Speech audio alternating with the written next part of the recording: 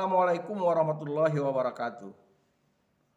Pecinta susastra dimanapun berada, baik kalangan mahasiswa, guru, atau siswa, atau para seniman. Kali ini saya akan berbicara masalah matematika dalam pantun. Sebelum itu kita berserah diri dulu kepada Allah Subhanahu wa taala, Tuhan yang Maha Esa. Semoga kita dilindungi dari musibah, apalagi zaman bencana pandemi sekarang ini. Salawat dan salam kita aturkan kepada Nabi besar Muhammad sallallahu alaihi wasallam. Allahumma shalli ala Muhammad wa ala ali Muhammad. Assalamualaikum ya Rasulullah. Saudara-saudara sekalian, pada kesempatan ini saya akan mengajak kita semua untuk fokus bagaimana menilai sebuah karya pantun. Persoalan ini barangkali dihadapi oleh tenaga pengajar untuk menilai kualitas anak dalam menulis pantun. Nah, tentu biasanya dilihat kriteria unsur intrinsik dari pantun itu sudah memenuhi syarat atau tidak, sudah ada atau tidak. Tetapi lebih jauh dari itu, sebetulnya secara kualitas pantun itu meskipun sudah memenuhi syarat, kita bisa membedakan pantun yang satu dengan pantun yang lain. Ini hasil pengamatan kita terhadap pantun lama, pantun klasik, pantun yang pernah ada di tengah-tengah masyarakat. Bahkan barangkali pantun yang pernah Anda dengar. Saudara-saudara sekalian, kalau kita ingin menilai pantun, tentulah kita pastikan betul yang kita nilai itu adalah pantun. Nah, kita pada kali ini membicarakan pantun 4 seuntai atau 4 baris. Nah, untuk memastikan sebuah karya itu kategori pantun, tentu yang utamanya adalah sampiran. Apakah paruh pertama, baris pertama dan kedua dari bait itu berupa sampiran atau tidak? Kemudian baris ketiga keempat isi. Kalau seandainya dia tidak berkedudukan campiran atau kita curiga bahwa dia itu tidak sesuai dengan penilaian kita tidak campiran, maka dia bukanlah pantun. Itu yang dipastikan dulu. Nah, jadi sekali lagi kita pastikan dulu betul enggak karya anak-anak atau yang kita buat ada sampiran.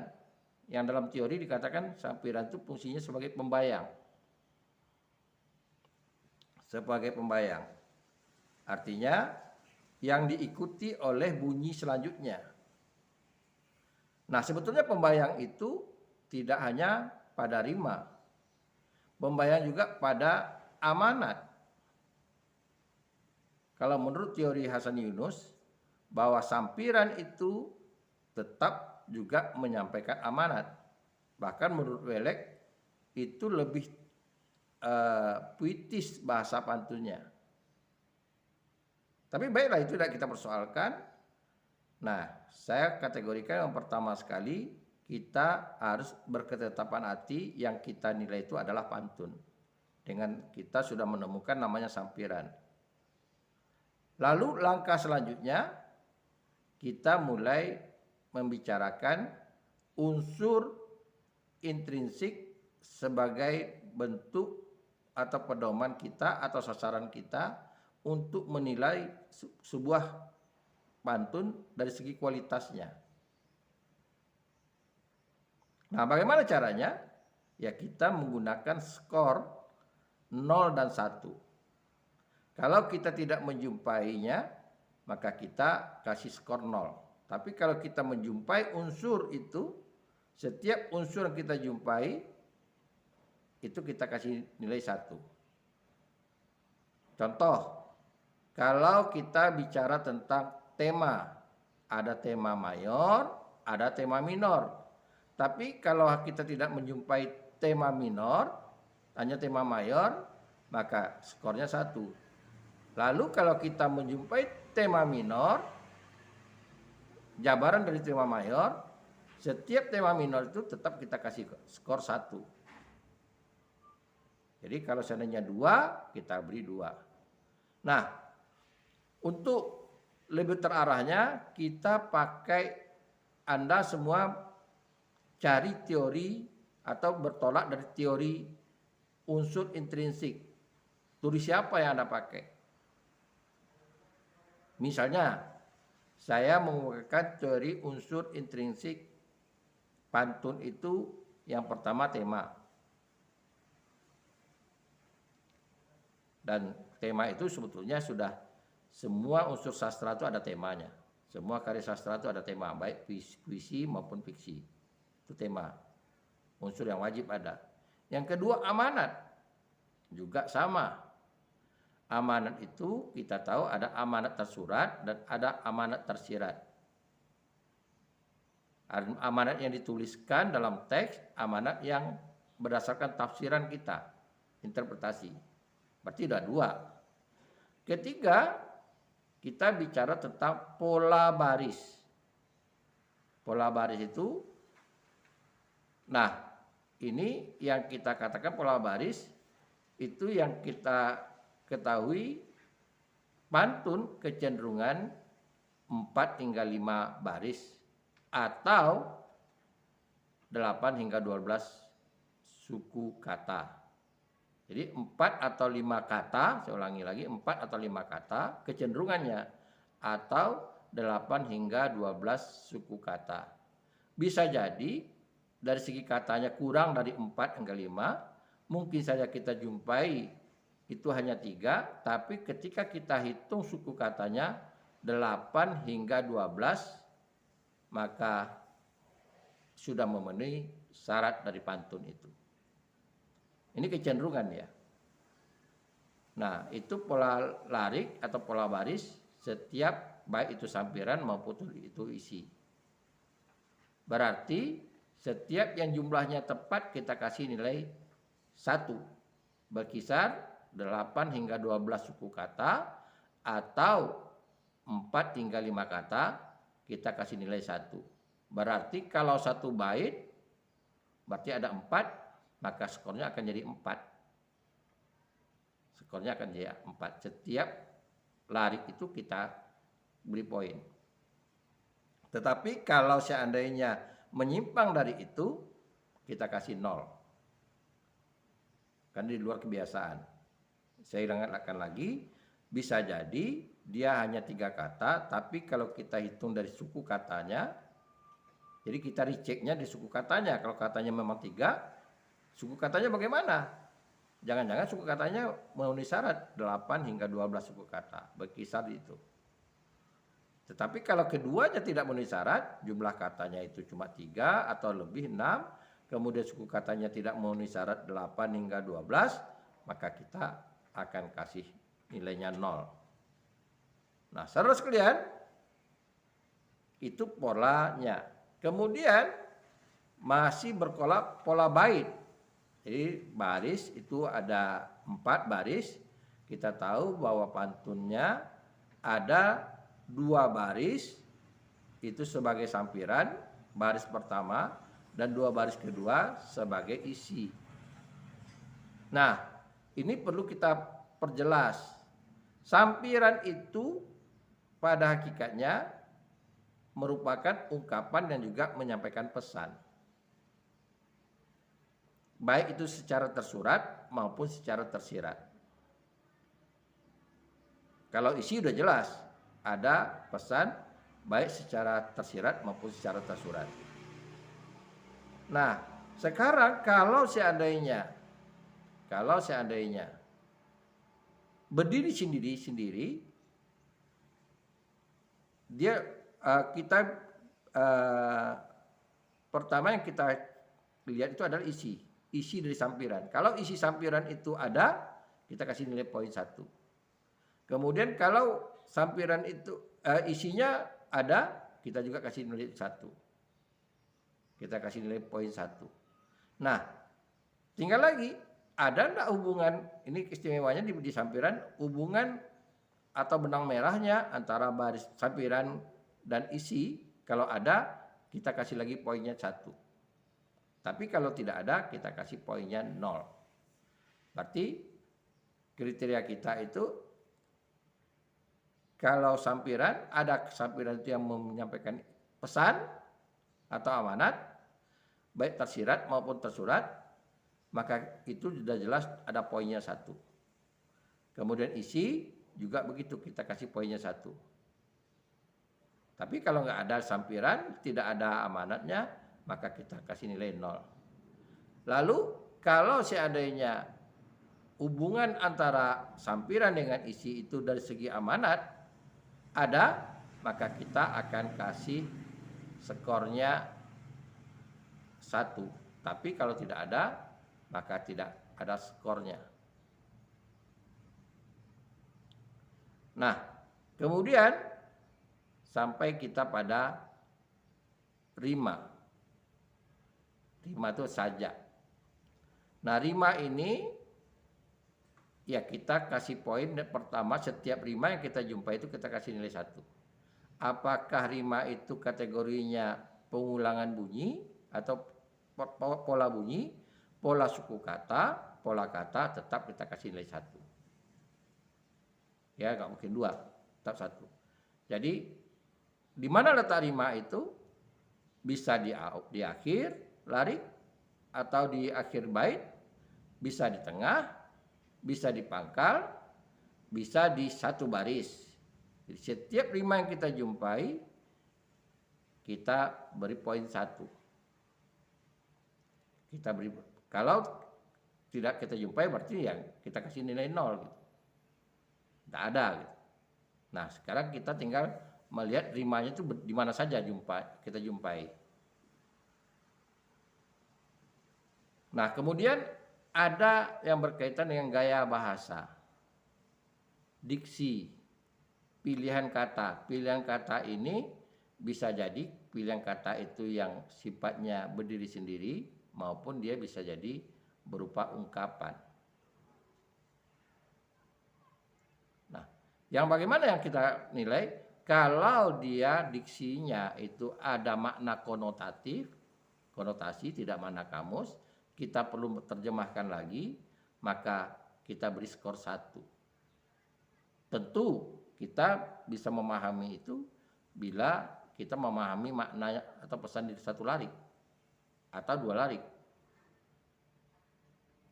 Gitu. Tapi kalau tidak ada, kita tidak kasih nilai. Nah, mari kita lihat contohnya sekarang. Saya ambil contoh sekarang pantun klasik. Tentu kita semua mungkin sudah pernah dengar. Berburu ke padang datar, dapat rusa belang kaki. Berguru ke palang ajar, bagai bunga kembang tak jadi. Saya ulangi lagi. Baris pertama, berburu ke padang datar. Baris kedua, dapat rusa belang kaki. Itu sampiran. 2 baris pertama. Baris ketiga, berguru ke palang ajar. Baris keempat, bagai bunga kembang tak jadi. Nah, mari kita lihat satu persatu. Nah, yang pertama kita ingin menentukan skor temanya. Tema mayornya apa? Nah, kita tahu bahwa terma itu mewarnai karya secara menyeluruh. Nah, caranya kita bisa baca, kita bisa pahami kira-kira tentang apa ini. Ya, berarti kalau kita lihat berburu ada kata kuncinya, berburu dengan berguru. Itu dua perbuatan pekerjaan. Jadi temanya itu tentang pekerjaan. Kata kuncinya di sana. Berburu sebuah pekerjaan, berguru juga sebuah pekerjaan. Nah, satu. Yang kedua, kata kunci lain, ke padang datar. Jadi pekerjaan yang salah arah. Ya, salah arah. Kita pahami dulu nih. Karena berkaitan tema, berkaitan dengan amanat. Ke padang datar. Yang namanya berburu ke padang datar, tentu kita tidak akan banyak mendapat hewan. Hewan itu banyak di hutan, di rimba, biasanya di lembah atau di bukit. Nah, sekarang dikatakan statementnya berburu ke padang datar. Salah pilih gitu sasarannya. Nah, kita lanjutkan baris kedua sebagai sampiran. Dapat rusa. Jadi dapat rusa itu hewan pemburuan yang jadi idola bagi orang. Ya, paling lima orang bangga dapat rusa. Tapi dapat rusa belang kaki. Itu pesan yang di amanat yang disampaikan yang tak mungkin terjadi. Kenapa? Rusa belang kaki. Rusa itu tidak ada yang belang kakinya.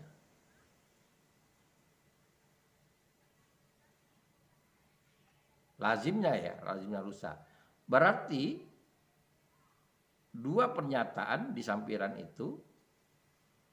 Nah, kita berkaitan dengan tema tadi, itu tema yang berkaitan dengan pekerjaan yang sia-sia. Kita lengkapi jadi masalah pekerjaan yang sia-sia. Hasilnya juga tidak dapat. Gitu. Kemudian kita lengkapi, kita pertegas lagi dengan isinya. Berguru, nah ini kan pekerjaan juga berguru. Berguru ke palang ajar, nanggung.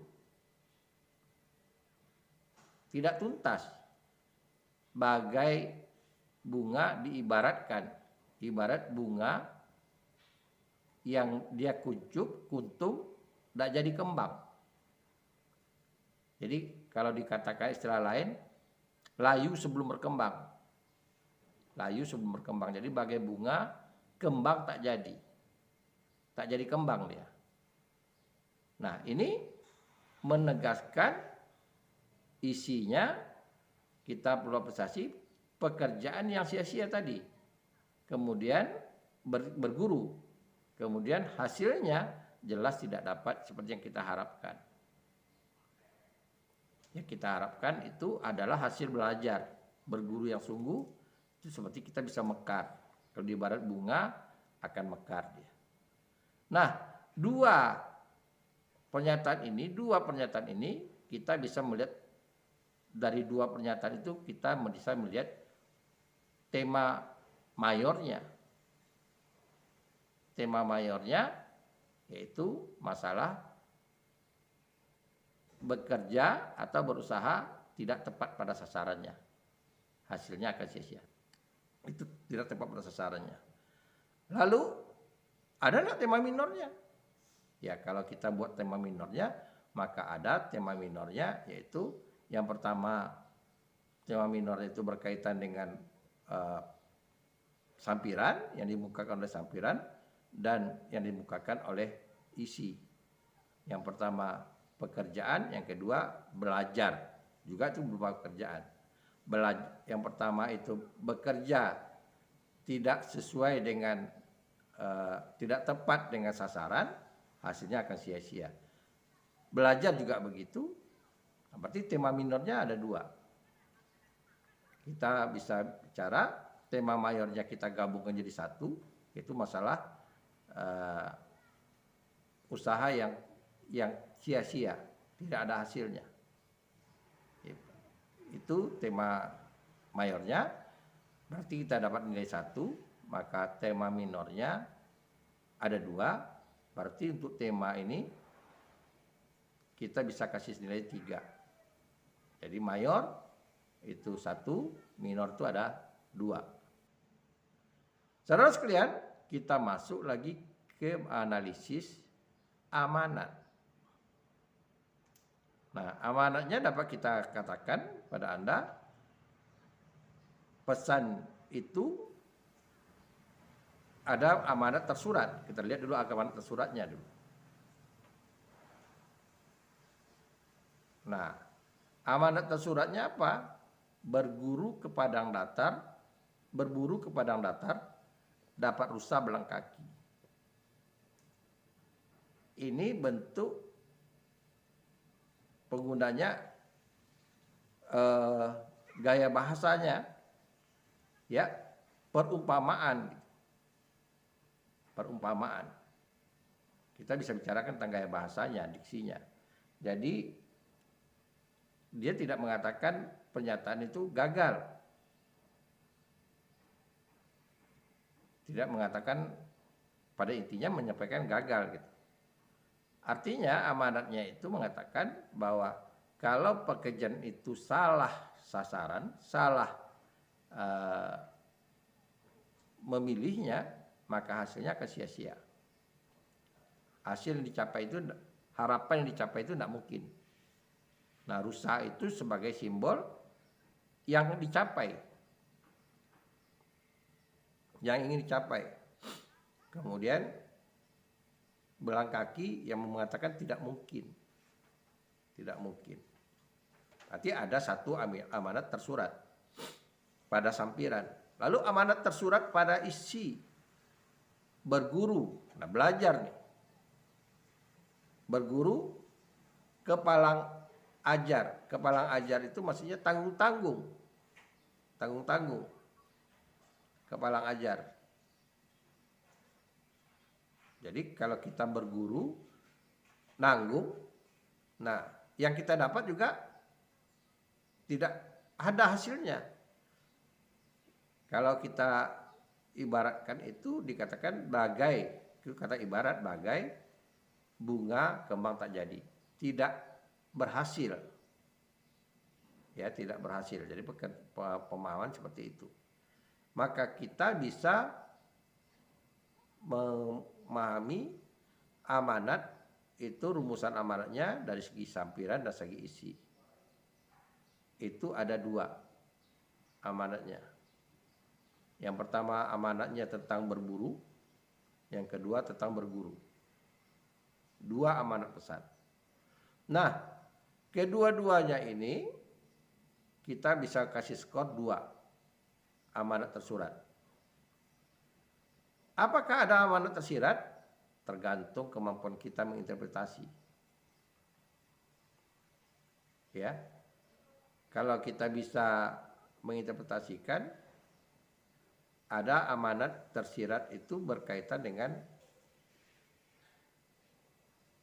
kontradiksi dari pesannya. Kalau kita boleh tegaskan amanat tersiratnya, jangan melakukan pekerjaan yang yang salah jalannya. Ya, yang salah jalan, sementara harapannya terlalu tinggi. Jalannya itu nggak benar. Itu yang pertama. Yang kedua, kalau kita mau belajar, jangan nanggung-nanggung. Jangan bertanggung, harus bersungguh-sungguh. Kalau ingin dapat hasil dalam belajar, harus bersungguh-sungguh. Itu amanat tersiratnya. Dari tafsiran kita mengukai diksi yang dipakai, metafor yang dipakai. Jadi makna konotasinya. Berarti ada 2 juga amanat tersurat. Amanat tersirat. Berarti amanat tersurat itu ada 2, amanat tersirat itu ada 2. Berarti untuk amanat kita bisa kasih skor tuh 4. Jadi tema tadi kita ada bicara tema. Tema tadi ada mayor 1, kemudian minor itu ada 2, berarti kita kasih skor 3. Kemudian amanat itu ada tersurat itu 2, tersirat itu 2, kita kasih skor 4. Berarti sudah 2 unsur. Lalu kita masuk ke pola lari. Kita perhatikan satu persatu. Kita lihat dulu jumlah katanya. Kalau jumlah katanya sudah, kita abaikan suku kata. Tapi kalau jumlah katanya tidak memenuhi syarat, 4 hingga 5 tidak kecenderungannya, kita bicara suku kata. Kata lari pertama, berburu, satu kata. Ke padang datar, ke kata depan. Kalau di dalam sastra disatukan dengan kata berikutnya, dihitung menyatu dengan berikutnya, padang datar, ke padang datar, berarti 2. Jadi ke padang datar. Ya. Nah, kita boleh menganggap itu terpisah ke padang datar. Berarti kalau kita bicarakan itu bisa cukup 4. Tapi oke lah, untuk menguatkannya kita bicara dengan bagi suku katanya. Berburu, buru, 3. Jadi berburu, 3. Ke 4. Pa, 5. Dang, 6. Da, 7. Tar, 8. Berarti kan memenuhi syarat. Berarti kita dapat poinnya 1. Lalu lari kedua. Dapat, 2 suku kata. Rusa, 2 lagi, 4. Belang, 2 lagi, 6. Kaki, 8. Berarti dari suku kata sudah memenuhi syarat dia. Ya. Nah, kemudian 1 lagi, berarti ada 2 larinya. Berguru, 3. Ke 4. Palang, 5. 6. Ajar, 7. 8. Berarti 8. Kemudian bagai, 2. Bunga, 2 lagi, 4. Kembang, 2 lagi, 6. Tak jadi, 9. Berarti kita melihat dari suku katanya sudah masuk kategori 8 hingga 12. Berarti juga 1. Maka pola larinya kita bisa kasih skor. 1 lari itu 1, berarti ada 4, berarti ada 4 jumlah pola lari yang kita kasih skor. Kemudian kita bicara rima. Nah, tentu kalau bicara rima yang selalu dilihat orang, rima akhir dulu. Berburu bunyi U, ke padang datar bunyi R. Kemudian berburu ke padang datar bunyi R. Dapat rusa belang kaki bunyi I. Berguru ke palang ajar bunyi R lagi. Bagai bunga kembang tak jadi. Itu polanya ABAB. Kita dapat 1 skor. 1 skornya. Lalu kita melihat nih ada kesamaan bunyi lain. Kita lihat dulu di tengah. Berburu, ya, dengan berguru. Nah, berburu dengan berguru. Berburu dan berguru. Nah, situ sebetulnya ada makna rima asonansi. Kata berburu dengan berguru. Karena vokal yang dipakai itu sama. 1. Nah, kalau kita udah masukkan di asonansi, itu kita udah ini.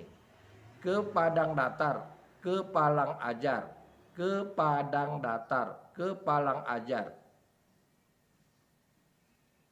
Nah, ini juga ada unsur rimanya. Berarti di sana kita bisa melihat ada 1 lagi rima. Ya, berburu ke padang datar, berguru ke palang ajar. Jadi situ ada asonansi, ada 5 bagai bunga. Nah itu dapat rusa dengan bagai bunga. Berarti ada rima tengah ABAB. Ya, ABAB. Berarti kita dapat rima tengah, dapat pula rima di pangkal. Berburu dengan berguru tadi. Ya, ke palang ajar. Nah, itu ke palang ajar kita lihat dengan dapat rusa berburu dengan dapat rusa, kemudian berguru dengan bagai bunga. Dapat rusa dan bagai bunga. Nah, itu kita lihat di rima itu ada di tengah. Nah, paling tidak ada dapat dua rima di awal dan rima di tengah. Berarti ada 2 nilainya. Dapat ada 2 nilainya. Lalu kita lihat lagi nih di satu lari. Ada enggak berburu ke padang datar? Nah, berburu ke padang datar, ya kita nggak jumpa rima. Berguru ke palang ajar, kita nggak jumpa rima larinya. Nggak jumpa. Ya minimal rima itu ada 2 lari. Lalu kita bicara lagi skor bait sampiran. Pesan sampiran. Tadi kita udah bicara amanat. Bahwa amanat sampiran itu dengan amanat isi.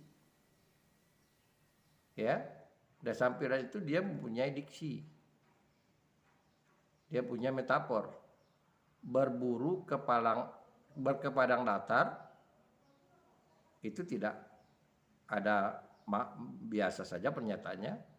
Dapat rusa belang kaki, itu metafornya.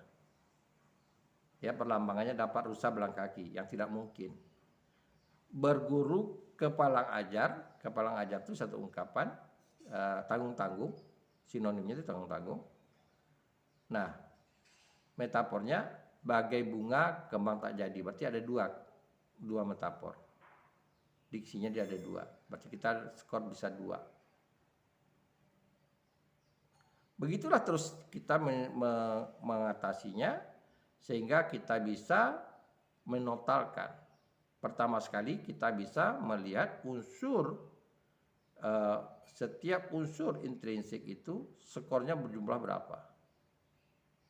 Nah, jika misalnya yang tertinggi itu adalah tema, skornya karena ada tema mayor 1, tema minor itu banyak, maka kita bisa mengatakan pantun ini dari segi tema dia unggul.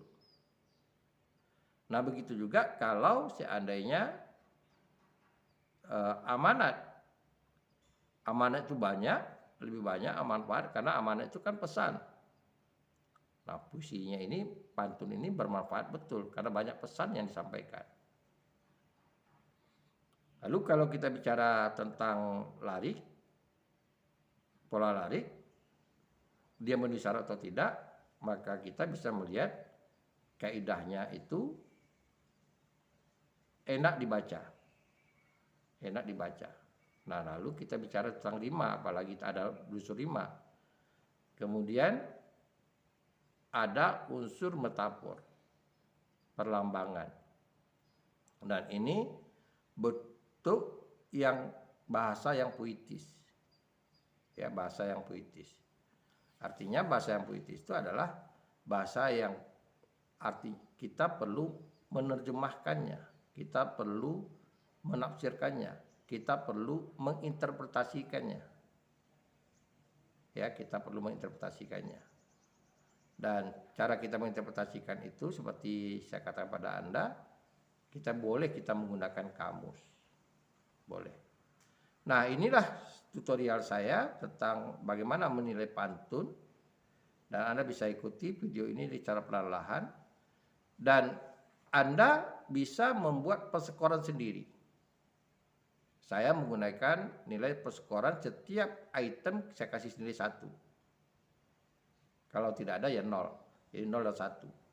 Sehingga setiap unsur itu kalau dia dapat 5 ya kita kasih skor 5. 1, 1, 1 jadi 5 kali gitu. Jadi setiap yang kita jumpai kita kasih 1. Dan silahkan Anda membandingkan karya pantun Anda dengan apa yang pernah Anda lakukan dalam lagu Melayu. Anda mereview lagu Melayu, Anda mengubah liriknya dengan lirik pantun Anda, maka silahkan Anda lakukan hal seperti itu. Jadi berangkatlah dari teori, saya tadi memberi contoh beberapa unsur intrinsik yang saya pakai, yaitu ada tema, ada amanat, ada pola lirik, ada pola bait, ada rima, ada diksi atau gaya bahasa. Nah, ada 6 yang saya pakai. Nah, dan ke-6 itulah cara saya membandingkan. Bisa saja Anda menggunakan teori lain, misalnya 7, 8, dan sebagainya. Yang penting Anda paham dengan unsur-unsur yang ditentukan itu, lalu Anda bisa meneliti setiap unsur itu yang Anda jumpai. Baik itu karya Anda maupun karya orang lain. Dari unsur-unsur itulah Anda nanti bisa melihat jumlahnya. Setiap unsur mungkin ada perbandingan antar unsur yang bisa Anda lebih unggul atau karya orang lebih unggul. Dan atau juga bisa juga dengan cara total semuanya. Membandingkan secara total skornya. Lalu bagaimana Pak kalau kita jumpa Carmina? Ya tinggal mengurangi saja. Aturannya sama. Aturannya sama. Unsur pantun itu aturannya sama. Mau Carmina kah, mau Talibun kah dia? Sama. Jadi paling perbedaannya karena di baris, jumlah barisnya. Tapi unsurnya itu sama. Artinya saya katakan pola yang membedakannya adalah pola bait. Pola baitnya, tapi unsurnya itu sama. Karena baitnya itu kalau Carmina cuma 2, sementara kalau pantun kalau Talibun itu 6 atau lebih, nah tinggal perskorannya itu lebih banyak gitu. Sementara unsur lain itu sama. Itulah tutorial saya tentang pantun dan Anda bisa memahaminya. Dan silahkan Anda untuk menerapkan. Sekali lagi saya katakan, saya menggunakan skor dengan pandangan unsur pantun itu yang saya pakai itu ada 6. Tema, kemudian amanat, lalu pola lirik, pola bait, rima, dan gaya bahasa. Hanya ada 6. Anda silahkan kalau mau menggunakan teori yang lain, misalnya Anda pakai 4 atau lebih dari 6, silahkan. Tapi tutorial saya menganjurkan dengan memberikan skor setiap unsur itu Anda jumpai. Demikianlah tutorial saya tentang bagaimana matematika dalam menilai pantun.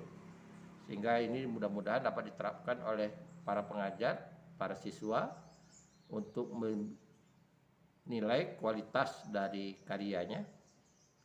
Dan paling baik sebetulnya kalau kita membandingkan dengan karya orang lain, misalnya dari lagu pantun ya, kita banyak ada pantun-pantun yang terdapat di lagu-lagu daerah misalnya. Nah, kita sudah melakukan misalnya membuat lirik, mengubah liriknya, lalu kita bisa bandingkan, bisa jadi pantun yang Anda buat itu lebih unggul daripada pantun yang mereka buat. Terima kasih.